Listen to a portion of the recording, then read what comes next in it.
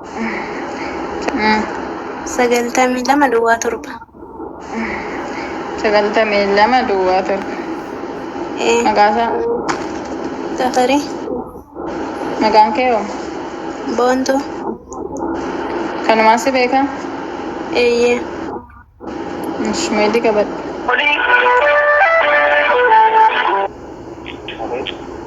Akkam nagaadha? Jirtaa? Irratti immoo dhiifama sa'aatii kana asitti dawwaluu kiyyaaf. Qophii jaalalaa firaan si dawwalaa jira. Asitti dawwaluu kiyya baay'ee isaa dhiifama. Yaani irratti ta'e yaanne jechuun nuti isaa 24 hojjenna waan ta'eef. Si gaafadha ayyamamaadha. Galatoomayyee. Jaalallee koo haadha manaa ni qabdaa? Achirraa hin eegala. Haadha manaa moo jaalallee? Haadha manaa.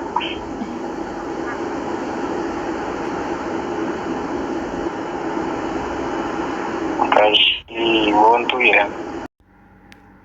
Hai family, akkam jirtu nagaa keessanii nagaa kootii nagaa galata rabbii jecha isinii bakka jirtanitti nageenya kiyya sanaa rakkabu kallattii hundaan isiniin jira. Egaa har'a maal qabadhee isinii dhufe waa'ee TikTok irratti deddeemaa jiru tokko bakka na ajaa'ibeetuma taazabeetis bakka tizibtiidhas na ajaa'ibeetis jechuudha. Namummaa keenyan taazabeesi. Intala kana gootota nalee taajjabe innis maali hojjettan samuuna kana namni TikTokii fayyadamee hin jiru yaada. TikTok kanarraa jechuudha seenaa salaalee namni hin beekne hin jiru. Innaa maal qabattee dhuftee seenaan salaalee? Egaa seenaan salaalee maal qabattee dhuftee hojjettanii hundi gimmaashni keessan yookaan dhageechan ta'a argitan ta'a. Miidiyaa jaalalaa kan jedhu qabattee too dhuftee isas immoo akkamitti yoo isiniin jedhu shamarran araba jirtu biyyaa yookaan jaalallee yookaan abbaa manaa warra qabantu lakkoofsa isaanii kennanii fi akka qortu godhaa jechuudha. Eenyutu akkas godhaa? Qimamoota mana madaamii bakka barbaadanis haa jiraatanii jechuudha. Kana godhumoo eenyu? Seenaa salaaleetii namni hin beekne hin jiru jedhee yaada. Innaa qimamoonni madaamiitis ta'ee bakka biraatirree haa jiraatanii biyyuma keessallee haa jiraatanii warra akkanatti nuu qorii jedheetoo bilbila miidiyaa irratti bilbila abbaa manaa isaaniitis haa ta'u jaalallee isaaniitis haa ta'u kennanii warroonni qorsiisan yookaan namatti dawwalchiisaniitoo bakka akkanaatiin si bilbilee ati haadha manaa qabdaa yookaan jaalallee qabdaa jetteeniitoo jechuudha. Miidiyaa irratti bilbilli nama tokko piraayiveetiidha. Icciitiidhaan kan qabamu. Namni sun abbaa barbaadee foo kenne malee miidiyaa irratti lakkoofsi namaa hin himamu. Maaliif himama? Hin himamu.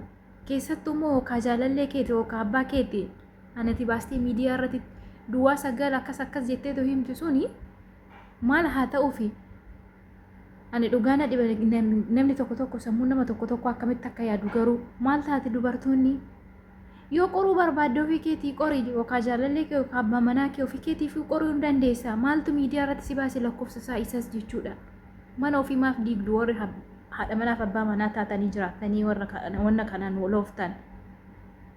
Nama meeqa kan sammuuna kana addaan ba'ee kan walitti naqxeesi kan wallolaa jiranis jechuudha. Kun waan shaggaa isinitti fakkaatin.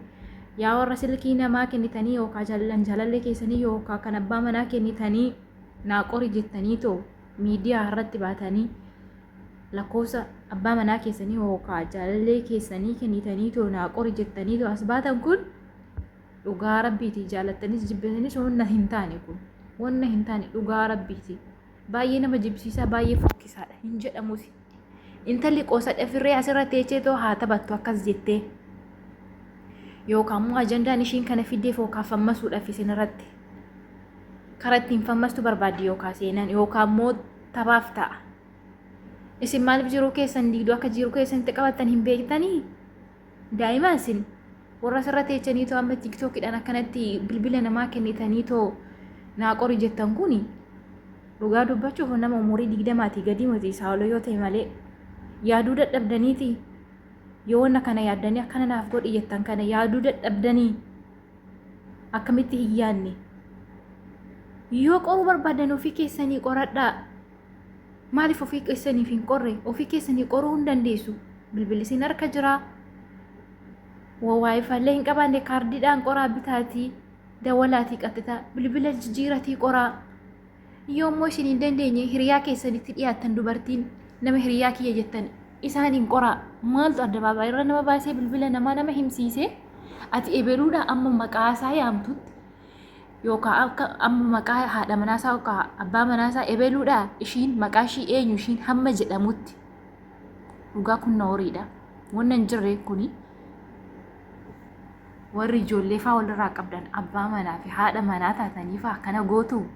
Ishii warri jaalalleetirree haa ta'u ishii isin wal jaalattanii ganaadha maaltu hin seenne wal qoradhaa.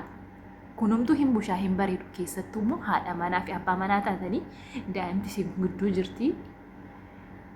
Waan meeqaa wajjin hin dabarsitanii ati isa hojiidhaaf as dhufte yookaan inni suma eegaa jira ta'a. Ati ofii keetii qori akka qortutti.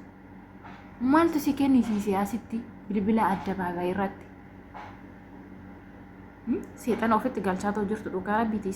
Isaan warri bilxiini warri kanatti seenne hin seenne warri immoo bilbila keessan kennitanii asirraa naa qoreettanii namatti bilbilchiisitanii nama nagaatti yookaan nama isin yaadu yookaan nama boruuf hin dhufti yoom dhufti laata na jalaa dadhabdee dheetoo isin yaadu nama isin dhukkubsatu yookaan seexana gidduu keessan galchuudhaaf deemtu. Kun amma dhugaa dubbachuu fi dhaggeeffadhaa isa tokko jecha si hiikee jedheen maal akka ta'uuf jaartii gandaatti bilbila koo kennitee kan narratti dawwalchiistee too na gaafattu akkana jettee tooyi ani si hiikee jedheen argitanii qoosaadhaafillee haa ta'u yookaan ishiin odoon hin beekne kunillee hin taa'ettee too hin yaadne yookaan bilbila ishii kennitee too akkatti qorsiisnan si hiikee sadiin si hiike jedheen dhaggeeffadhaa. Dubartii beera gandaatitti kennitee Zaara qophii jaalalaa jettee lakkoofsa kiyya dubartii beera gandaatitti kennitee miidiyaa gubbaa teetteetiin na dawwalchiiftee ani dhimma dhuunfaa kiyyaa dhimma jireenya kiyyaa nama argettiniin jedheetiniin maqaa nama argee yaamee jennaan keessaan dhuftee ammanatti iyiteetiniin biloogii na gooteemi achumaan tarii anillee biloogii si godheera safara kanatti hin deebitu wanti anaaf waliin dalagannillee hin jiru asii achi isimmaan jaarsa fi haa taatu achi teettee na dawwattisu safara kiyya najistitti sadiin si hiike jira sadiinuu qululluu kanaan si hiike sadiinuu safara kiyyatti hin deebitu ajuuza. Hin argitaa koy maaltu menne gadduuti miidiyaa gubbatti lakkoofsa kiyya kenni nan gaafattu si jaaladhaa fi sin jaaladhuu kiyya anarraa laalteen beeytu maal abbaa keetii miidiyaa gubbaa deemtee lakkoofsa kiyya raabsite dubartii lubbuu haa ta'u. Karaan ishiin hin geenye suuta godhachaa dhugaa rabbiiti. Kunoo amma komii kaasaa jiru nama meeqatu addaan ba'aa jira nama meeqatu horlolee dhugaa baay'ee ulfaata. Namni ishiin itti dawwalteetoo namni suni ati haadha manaa qabda abbaa manaa qabda jetteetoo gaafattu suni yookaan miidiyaa jaalalaati irraa si dawwalaa yoo ishiin jetteetoo itti dubbattu namni kun beekuu dhiisuu danda'a. Miidiyaa jaalalaa kun maal akka kan ta'e hin beekne yookaan nama itti fakkaate isaa nama biraa himuu danda'a. Waa'ee dhuunfaa ofii himachuu kan hin barbaanne waa'ee piraayiveetii ofii kan himachuu hin barbaanne yookaan fakkeessee himachuu danda'a. Amma fakkeenyaaf tokko maal jedheeni maaliif bilbila kiyya baastee too kennitee ani na gaafannaan namu arge namu manatti fakkaate itti hime innaa kanaafuu ani si hiikee jira ishiin dhaqee too fuudhamoo ishuma heeruma moo ishiin dhaqee too fuudhee dhugaa rabbiiti innaa jechuudha baay'ee nama gaddisiisa. Namni akkanatti gisee tokko kunoo akkanatti aarii keessa galii wanna hin taane wassanaa jechuudha. Mana keessan digduu jechuudha. Okay?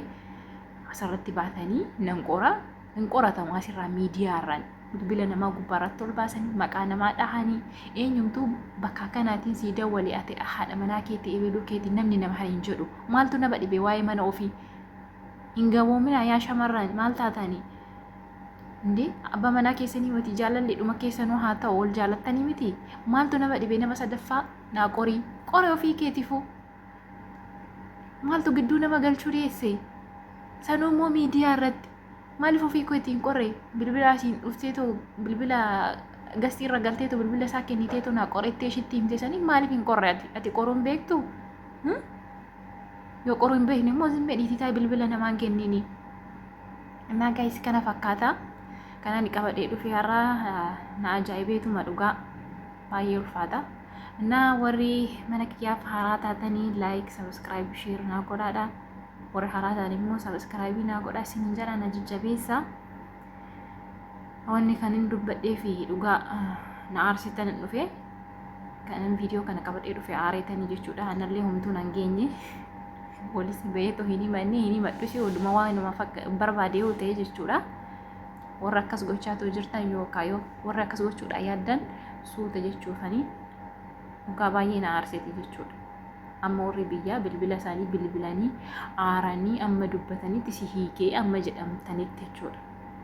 Maaliif namni isin ajjaajala kaameraa baneetoo laayifii baneetoo itti yaaddanii isin jiruu keessaniif hin yaaddanii kan ofii namni yookaan diigee balleessiti kan nama balleessuudhaaf deemu isin maal taatan yoo qoruu barbaadan ofii keessanii deematii qoraa bilbila namaa asirratti hin baasidha sheemidha dhugaa bilbila namaa addabaabee irratti bilbila abbaa manaa keetii bilbila nigdiiti moo kan maaliitaan biizineesiiti kan asirra baati duwwaa sagal jetteetoo himtu arin dabbaraa yaa shamarran sammuu ofitti bitaa dhugaa akkaataa inni taazabee dhugaa rabbiitii shamarran tokko እንጂ ወረፋ kan qabatan no dhugaa kan warafaa qabatan maal waan bi ganama nazira ara sheemidha ara qalbii bitadha እና kana fakkaata siniin jedha nagaan naasuraa yeroo gaarii qabaadha baay